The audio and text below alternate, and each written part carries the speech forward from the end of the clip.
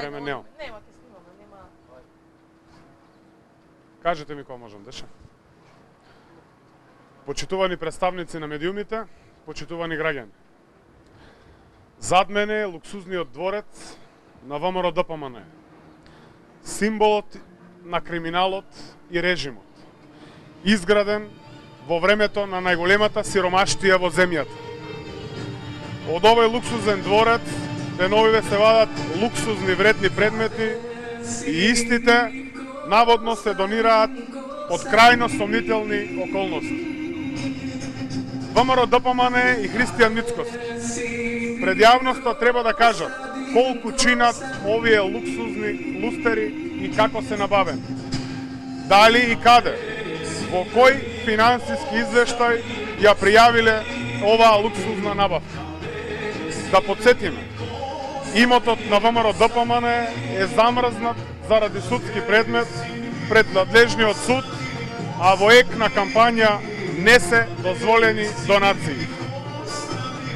Дали криминалниот имот, стекнат на сметка на граѓаните, сега се шверцува на сомнителен начин.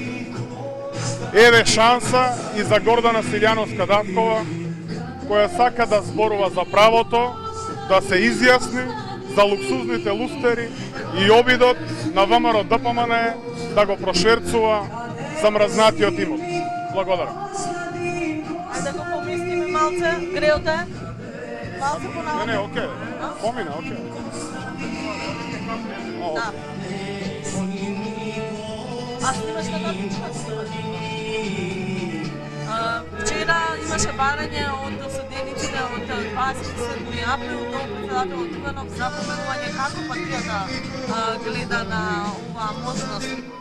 Апсолутно за нас, како политичка партија, е неприфатливо помилување за луѓе кои што се осудени, веќе има правосилни пресуди за нарушување на уставниот поредок.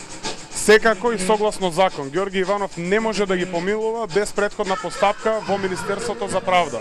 Добро знаеме дека при распишани избори, во изборна кампања не може истата постапка да тече. И вчера премиерот најави нов обид за преговори помеѓу ВМРО ДПМН и СДСМ за законот за обвинителство. Изготвена е нова верзија. Има ли денеска средба? Особено затоа што ВМРО ДПМН вела дека новата верзија всушност е и стара верзија, нема ништо од нивните барања. Како одговорна партија, како одговорни политичари, секогаш даваме и ќе даваме шанса на диалогот, се со цел постигнување на консензус околу така крупни и важни закони за државата, особено за воспоставувањето на правната држава. Нормално е, кога се разговара за одредени такви ситуации, да имаме во предвид дека не смее тоа да оди на штета на самата правна држава. Токму тоа го бара и ВМРО ДПМН, а тоа е амнестија на криминалците и на целиот криминал кој што го направија во нивното 11 годишно владење.